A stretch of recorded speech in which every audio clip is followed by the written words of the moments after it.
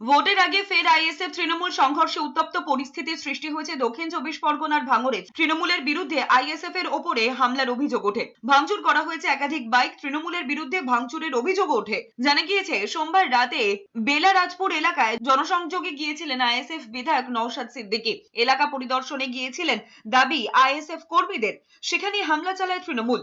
অভিযোগ আইএসএফ এর। যদিও মারধরের অভিযোগ অস্বীকার করে তৃণমূল। খবর পেয়ে ঘটনাস্থলে ছুটে আসে ভাঙড় থানার বিশাল পুলিশ বাহিনী। পুলিশ পৌঁছে পরিস্থিতি নিয়ন্ত্রণ করে এবং গোটা ঘটনার তদন্ত শুরু করেছে ভাঙড় থানার পুলিশ।